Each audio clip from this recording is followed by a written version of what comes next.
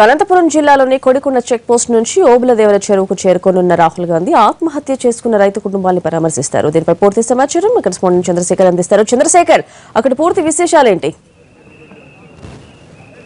స్వాతి, రాహుల్ గాంధీ కోసం కాంగ్రెస్ పార్టీ నాయకులందరూ కూడా ఎదురు చూస్తా ఉన్నారు. ఉదయం ఆయన బెంగళూరు నుంచి కొడికొండ చెక్ పోస్ట్ ద్వారా ఆంధ్రప్రదేశ్లోకి ప్రవేశించారు. మరి కొద్దిసేపట్లో అంటే దాదాపు 25 కిలోమీటర్ల దూరంలో రాహుల్ గాంధీ ప్రస్తుతానికి ఓడిసీకి ఉన్నారు. ఆయన ప్రస్తుతం మార్గ మధ్యలో ఉన్నారు. ఓడిసీకి చేరుకున్న వెంటనే ఓడిసీ పోలీస్ స్టేషన్ పక్కన 1979లో ఇందిరాగాంధీ కర్ణాటకలో జరుగుతున్న ఉప ఎన్నికల కోసం వెళ్తూ ఇక్కడ ఆమె ఆగారు. ఈ సందర్భంగా ఇక్కడ ఒక డయాస్ను కూడా అప్పటికప్పుడు నిర్మించారు కాంగ్రెస్ పార్టీ నాయకులు.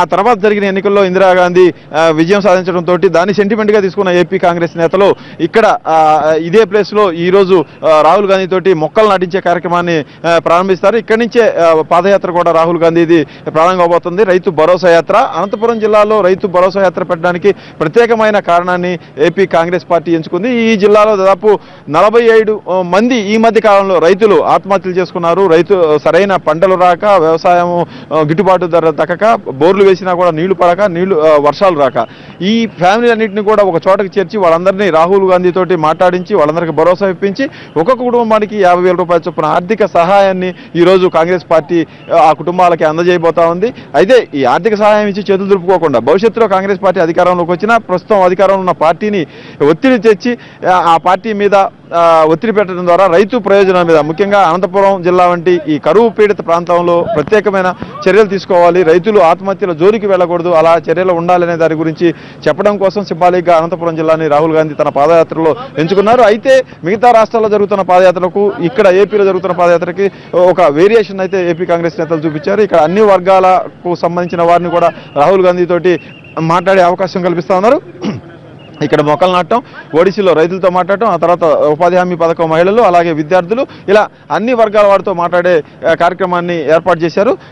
ఈ ఏర్పాట్లు మొత్తం ఎలా జరుగుతూ ఉన్నాయి, ఈ యాత్ర ద్వారా కాంగ్రెస్ పార్టీ ఏమి ఆశిస్తుందనే విషయం గురించి మాట్లాడడానికి ఏపీ పిసిసి ప్రధాన కార్యదర్శి జంగా గౌతమ్ ఉన్నారు. చెప్పండి, మొత్తానికి కాంగ్రెస్ పార్టీ ఎలక్షన్ తర్వాత ఏటికి ఎదురుతూ ఉంది, ఒక ఎమ్మెల్యే ఒక ఎంపీ లేని పరిస్థితుల్లో ఎలా ఈ కార్యక్రమాన్ని పెట్టాలనుకున్నారు, ఇక్కడ ఏం ఆశించి పెట్టాలనుకుంటున్నారు? ఒకటి, కాంగ్రెస్ పార్టీ ఇప్పుడు ఒక ప్రజా ఉద్యమాన్ని నిర్మిస్తుంది దేశం అంతా కూడా. దాంట్లో ప్రధానంగా రైతాంగ సమస్యలు, ఏదైతే కేంద్ర ప్రభుత్వం తెచ్చిన భూసేకరణ చట్టం ఆర్డినెన్స్ ఉందో దాన్ని వ్యతిరేకిస్తూ రాహుల్ గాంధీ గారు అనేక రాష్ట్రాల్లో పర్యటన చేశారు రైతాంగ సమస్యల మీద. మన రాష్ట్రానికి వచ్చేసరికి గత ఏడాది కాలంలో రైతులు ఆత్మహత్యలు చాలా పెరిగాయి. ఒక్క అనంతపురం జిల్లాలోనూ సుమారు 70 మంది ఆత్మహత్యలు చేసుకున్నారని చెప్తున్నారు రైతులకు సంబంధించి.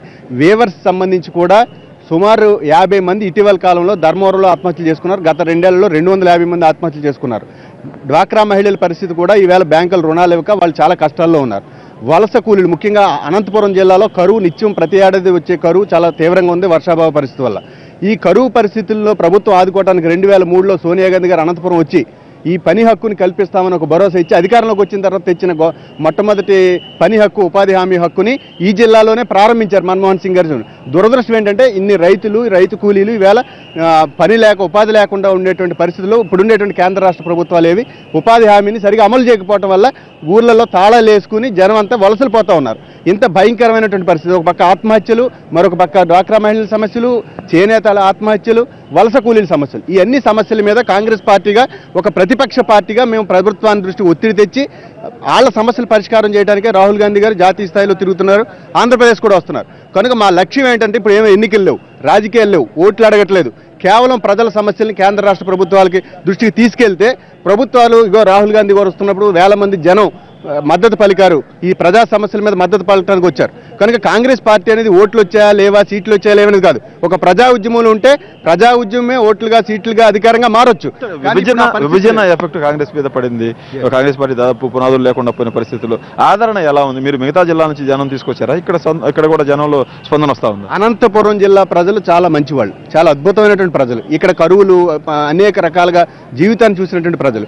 వాళ్ళకి తెలుసు ప్రతిపక్షంలో ఉండే పార్టీ వచ్చి ప్రజల సమస్యలు మాట్లాడుతున్నప్పుడు వాళ్ళకి దన్నుగా మేము నిలబడాలని అన్ని పార్టీలకు అతీతంగా రైతాంగం అంతా ఇవాళ పాల్గొంటున్నారు. మహిళలందరూ ఎందుకు పాల్గొంటున్నారంటే వాళ్ళకి చైతన్యం ఉంది, అనంతపురం ప్రజలకు ఆదరణ ఉంది, చైతన్యం ఉంది. ముఖ్యంగా కాంగ్రెస్ పార్టీకి కూడా మొన్న ఎన్నికల్లో అది దెబ్బతిన్నా వాళ్ళ మనసుల్లో ఒంటి నిండా కాంగ్రెస్ ఉంది. కనుక రాహుల్ గాంధీ ఇందిరమ్మ మనోడు, రాజీవ్ గాంధీ తనయుడు ఈ డయాస్ దగ్గరికి వస్తున్నాడనే ఎమోషన్ ఈ చుట్టుపక్కల ఉండేటువంటి నియోజకవర్గాల్లో చాలా ఎక్కువ పోయింది. పల్లెల నుంచి, ఎస్సీ గ్రామాల నుంచి, ఎస్టీ గ్రామాల నుంచి అనేక మంది, వేల మంది జనం ఇవాళ పాల్గొంటూ ఉన్నారు. మీరు మధ్యాహ్నం అయ్యేసరికి తండోపతండాలుగా మీరు ఊహించినంత జనం రాబోతున్నారు. కనుక అనంతపురం జిల్లాలో ఏ రాష్ట్రంలో లేనంత అధిక ఆదరణ అనంతపురంలో ఉండబోతుంది. ఎలా ఇక్కడ ఈ ప్రాంతాన్ని ఎంచుకున్నారు? రైతు భరోసా యాత్రకు వస్తున్న రాహుల్ గాంధీ తోటి మొక్కలు నాటించే కార్యక్రమం ఎందుకు పెట్టుకున్నారు? రాహుల్ గాంధీ గారు ఇక్కడ ఇందిరాగాంధీ గారు 79లో వచ్చి ప్రసంగించిన డయాస్ ఒకటి ఉంది ఇక్కడ. దాన్ని ఈ సందర్భంలో ఎంచుకునేటప్పుడు దీన్ని పెద్దవాళ్ళు గుర్తు చేశారు, ఇక్కడ ఒక డయాస్ ఉందని. ఖచ్చితంగా ఆ డయాస్ని రెన్యువేట్ చేసి ఇక్కడి నుంచి ఇందిరాగాంధీ గారు మాట్లాడిన డయాస్ నుంచి రాహుల్ గాంధీ గారు యాత్ర ప్రారంభించడం అనేది ఒక సెంటిమెంట్గా, కాంగ్రెస్ సెంటిమెంట్గా మేము భావించాం. కనుకని ఈవేళ మళ్ళీ అలాంటి ఒక భావోద్వేగం రాష్ట్ర ప్రజల్లో, అనంతపురం ప్రజల్లో, రాయలసీమ ప్రజల్లో ఒక భావోద్వేగం కాంగ్రెస్ పార్టీతో అటాచ్ అవుతుంది. అది ఖచ్చితంగా కాంగ్రెస్ పార్టీకి శక్తిస్తుంది. కేవలం ఇది రైతు భరోసా యాత్రకి ఏళ్లతో సరిపోతుందా? ఈ ఏపీకి రావాల్సిన హక్కులకు సంబంధించి కార్యక్రమం ఉన్న ఇక్కడ ప్రస్తావించే అవకాశం ఉంటుందా? మేము ఆంధ్రప్రదేశ్ కాంగ్రెస్ కమిటీగా ఇప్పటికే మేము రాహుల్ గాంధీ గారి దృష్టికి తీసుకెళ్ళాం. ఆంధ్రప్రదేశ్ ప్రత్యేక హోదా కోసం పోరాటానికి ఆయన సిద్ధంగా ఉన్నారు. ఓకే, మొత్తానికి కాంగ్రెస్ పార్టీ ఏపీ నాయకులంతా కూడా రాహుల్ గాంధీకి స్వాగతం పలకడానికి కొడికొండ చెక్ పోస్టుకి చేరుకున్నారు. కొంతమంది ఇప్పుడు రాహుల్ గాంధీతో పాటు ఇక్కడికి వస్తా ఉన్నారు. రఘువీరారెడ్డి, అలాగే చిరంజీవి, కేవీపీ రామచంద్రతో పాటు సీనియర్ నాయకులంతా కూడా ఆయనతో పాటు వస్తున్నారు. కొంతమంది నాయకులు ఇక్కడికి మాజీ కేంద్ర మంత్రులు సాయిప్రసాద్ గారు, అహ్మదుల్లా గారు, బాయిబ్రాజ్ గారు, మొత్తం వీళ్ళందరూ కూడా ఇక్కడికి వచ్చారు. సార్, రాహుల్ గాంధీ గారు ఇక్కడ పర్యటించడానికి వస్తా ఉన్నారు. ఏర్పాట్లన్నీ పూర్తయిపోయినాయి. జనంలో ఆదరణ ఎలా ఉంది? ముఖ్యంగా కాంగ్రెస్ పార్టీ ఈ మధ్య కాలంలో చూసుకుంటే నిరాదరణకు గురైన పరిస్థితులు. కాంగ్రెస్ పార్టీ ఒక జాతీయ పార్టీ, 120 సంవత్సరాల చరిత్ర కలిగినటువంటి పార్టీ. పార్లమెంటులో 55 సంవత్సరాలు పరిపాలనలో కాంగ్రెస్ పార్టీ ఉన్నది. ఈ దేశ అభివృద్ధిని గురించి ఇంకొకరు ప్రశ్నించవలసిన పని లేదు, ఇంకొకరు చెప్తే వినవలసిన పని లేదు. కానీ ఈనాడు మీరే చూస్తున్నారు, ఎంతమంది వేలాది మంది ప్రజలు రైతు భరోసా యాత్రకు వస్తున్న యువ నాయకుడిని గౌరవించి కాంగ్రెస్ పార్టీనే ఈ దేశాన్ని పరిపాలించగలదు అన్న విషయాన్ని మనం గుర్తిస్తున్నాం ఈరోజు. మీరు రైతులను పరామర్శించడానికి వస్తున్నారా? పార్టీకి పునాదుల్ని మళ్ళీ సరి చేసుకునే పని మీద ఉన్నారు? మాకు అవసరం లేదు. పార్టీకి ఉన్న పునాదులు చాలా బలంగా ఉన్నాయి. వేరే పార్టీలు పునాదులు కదులుతుంటాయేమో కానీ కాంగ్రెస్ పార్టీ పునాదులు కదలవు, ఎవరు కదిలించలేరు కూడా. బాబురాజు గారు, మీరు చెప్పండి, నాయకులు సీనియర్లందరూ కూడా పార్టీని వదిలిపెట్టేస్తున్న పరిస్థితులు, ఇలాంటి కార్యక్రమాలు పార్టీకి ఏమైనా ఊపిచ్చే అవకాశం ఉందా? ఇప్పుడు నేనేదన్నా పార్టీ మరి డౌట్లు ఉంటే నన్ను అడగాలి, కానీ మిగతా వాళ్ళ గురించి వాళ్ళ ప్రజాస్వామ్యంలో ఏ పార్టీ ఎవరన్నా మారచ్చు. పదవిలో ఉన్న వాళ్ళే మారుతున్నారు, దానికి యాక్షనే లేదు ఈ రోజుల్లో. కాబట్టి మనం సిన్సియర్గా పార్టీలో ఉండదలుచుకున్నాం. మిగతా వాళ్ళు వెళ్ళిన వాళ్ళు కూడా మాట్లాడటానికి, ఎందుకంటే కాన్స్టిట్యూషనల్గా అఫీషియల్గా కూడా మారటానికి కూడా కాన్స్టిట్యూషన్లో అవకాశాలు ఉన్నాయి. ఎమ్మెల్యేలుగా పదవులుగా ఇన్ని గ్రూప్ కింద వెళ్ళాలని చెప్పి డిపెండ్స్ అపాన్ ఇండివిజువల్ డెసిషన్.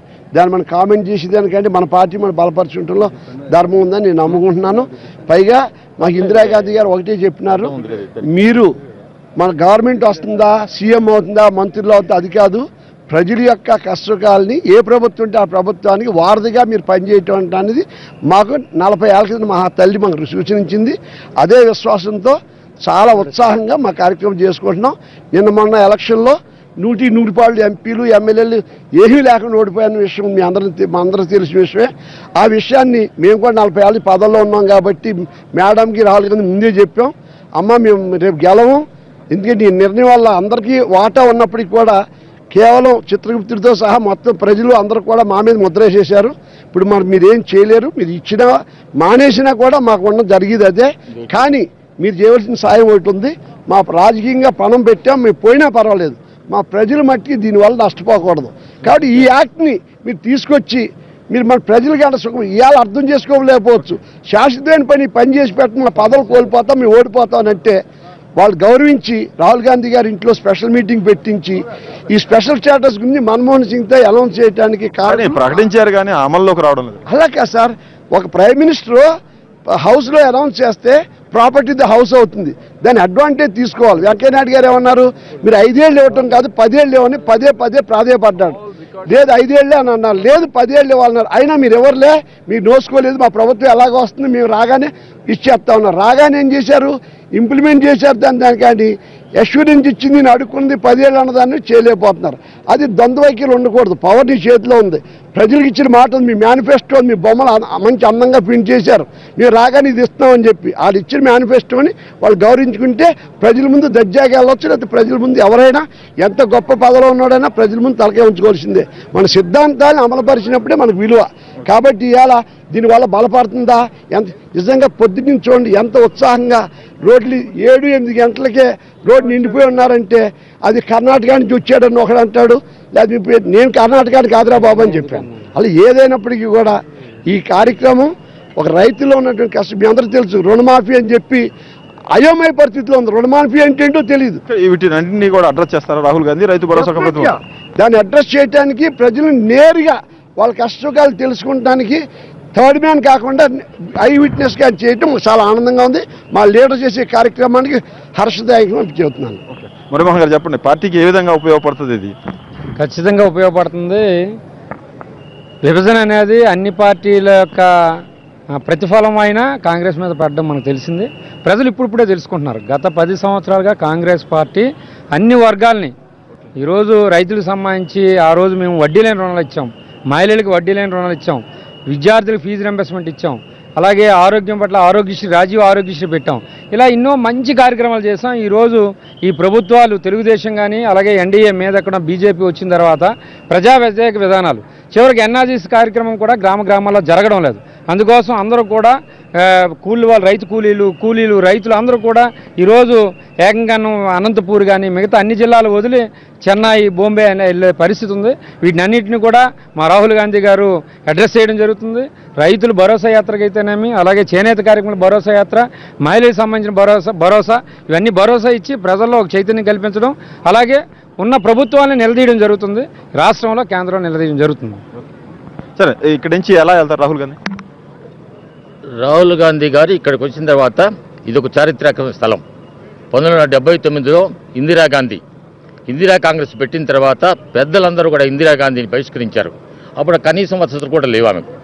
అటు వసతులు లేనప్పుడు కేవలం రక్షణ కూడా లేదు. అప్పుడున్న ముఖ్యమంత్రులు కూడా ఆమె రక్షణ ఇలా. అటువంటి పరిస్థితుల్లో ఇక్కడ రాహుల్ గాంధీ గారు ముందు అడ్రస్ చేసి చారిత్రక స్థలం మీద ఇక్కడ నుంచి పాదయాత్ర భగినవుతుంది. మొత్తానికి కాంగ్రెస్ పార్టీ నాయకులు అటు రైతులను పరామర్శించడంతో పాటు మిగతా వర్గాలను పరామర్శించి వాళ్ళందరికీ భరోసా ఇవ్వడంతో పాటు కాంగ్రెస్ పార్టీ చేసిన కార్యక్రమాలు రాష్ట్ర విభజన జరిగిన తర్వాత రాష్ట్రానికి కల్పించిన ప్రయోజనాల కోసం పోరాడే విషయాలను కూడా రాహుల్ గాంధీ ఈరోజు ప్రస్తావిస్తారని, దాని మీద తప్పకుండా ఆయన ప్రజలతోటి మమేకం అవుతారని కూడా చెప్తా ఉన్నారు. Over to studio.